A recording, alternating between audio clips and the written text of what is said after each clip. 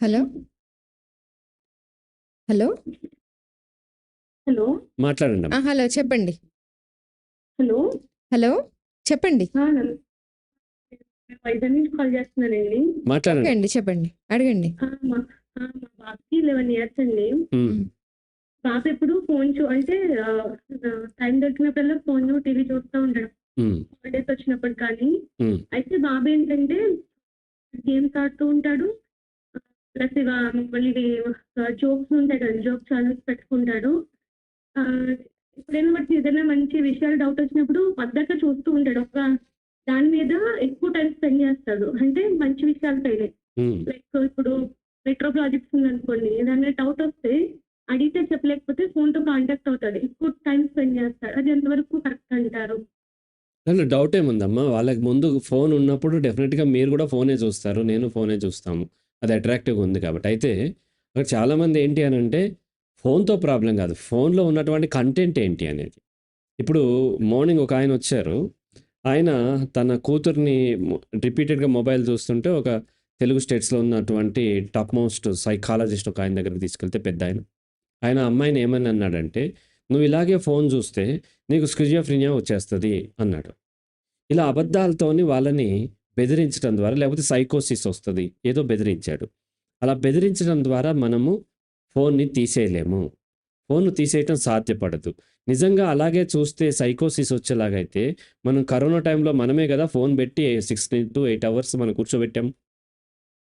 అప్పుడు మనమే కదా కూర్చోబెట్టింది. ఈ ద్వంద్వత్వంతోని అబద్ధాలు చెప్పో ఇంకొకటి చెప్పి పిల్లల నుంచి ఫోన్ తీసేద్దాం అనుకుంటే అది మరింత నెగిటివ్గా అయ్యే అవకాశం ఉంటుంది.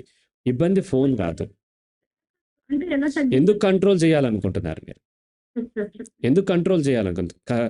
కరోనా టైంలో మీరు ఫోన్ ఇచ్చారు కదా, ఇప్పుడు ఎందుకు సడన్గా తీసేస్తా అంటున్నారు? ఫోన్ కాదు సమస్య, సమస్య ఫోన్లో ఏ కంటెంట్ అనేది. ఇప్పుడు మంచి విషయాలు చూస్తే ఓకేనా సార్, ఇవ్వచ్చు, అంటే దానికి ఒక లిమిటేషన్ ఉంటుందా?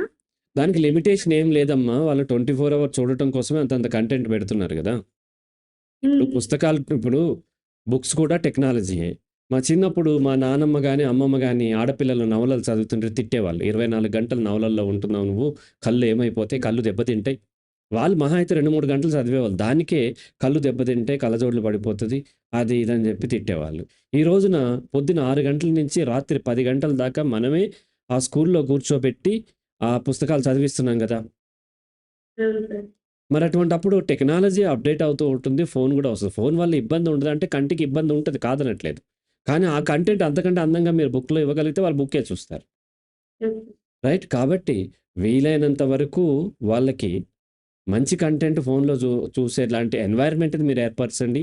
చుట్టూ ఉన్న ఇప్పుడు నా పిల్లలకి 24 hours computer, laptop, tab and phone అన్ని సైజుల్లోనూ ఉంటుంది. అండ్ ఆఫీస్ కంటే కూడా ఎక్కువ ఫాస్ట్గా ఉండే ఇంటర్నెట్ వాళ్ళకి అవైలబుల్ ఉంటుంది. ఎందుకు వదిలేసాను? నేను కంట్రోల్ చేయలేను, ఎవరు కూడా ఈ భూమి మీద కంట్రోల్ చేయలేరు. ఎందుకంటే ప్రపంచంలో ఉంది ఫోన్, మీ పిల్లల నుంచి తీసేయగలరు తప్ప ప్రపంచం నుంచి తీసేయలేరు కదా. వాళ్ళు ఏం చేస్తారు, దాంట్లో రీసెర్చ్ చేస్తూ ఉంటారు, స్టడీ చేస్తూ ఉంటారు, ఫిలాసఫీ గురించి స్టడీ చేస్తుంటారు, నిహిలిజం గురించి చెప్తారు, ఇంకోటి అబ్సర్డిజం గురించి చెప్తాడు. ఒకటి ఏదో చెప్పగానే ఆ రోజున తను ఆల్బర్ట్ క్యామూస్ రాసినటువంటి స్ట్రేంజర్ అనే బుక్ గురించి మొత్తం స్టడీ చేసి ఆ రోజు ఈవినింగ్ నేను వచ్చేసరికి చెప్తున్నాడు 11th క్లాస్ బాయ్. ఇదంతా ఎట్లా సాధ్యపడింది అంటే, నేను అది చదువుతాను కాబట్టి, నా భార్య అటువంటి చదువుతుంది కాబట్టి వాళ్ళు చదువుల్లో ఉన్నారు, రైట్? నచ్చిన వాడికి ఏదైనా డౌట్ వచ్చి సెర్చ్ చేస్తుంటే ఎక్కువగా చూస్తున్నాడని, బాబు నువ్వు వద్దు, చూడద్దు ఎక్కువ చూసేస్తున్నాను మధ్యలో వెళ్ళినప్పుడు, అలా కంట్రోల్ చేయొచ్చా సార్? ఎందుకు కంట్రోల్ చేస్తున్నారు అంటున్నాను నేను. ఎందుకు కంట్రోల్ చేస్తున్నారు? కంట్రోల్ చేయక్కర్లేదు, ఎక్కువ తక్కువ ఉండదు. మనమే 8 hours చూడమని చెప్పి కరోనా టైంలో ఇచ్చాం కదా. మీ బాబు ఏం చదువుతున్నాడు? 4th క్లాస్ చదువుతున్నాడు.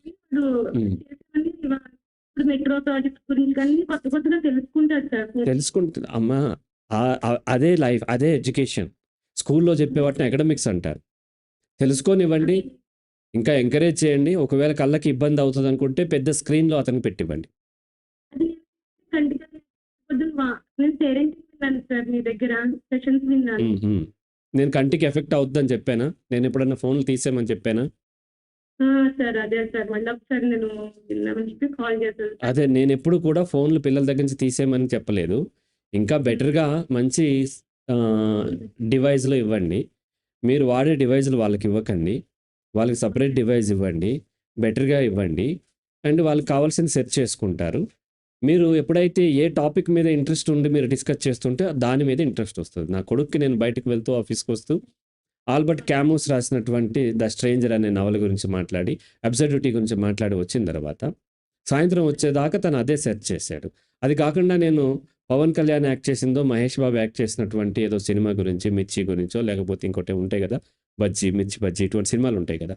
అటువంటిది ఏదన్నా మనం గనక డిస్కస్ చేసి వచ్చేసరికి వాళ్ళు అదే చేస్తారు. కాబట్టి పిల్లలకి డివైజులు అవసరాన్ని బట్టి మనం ఇస్తాము.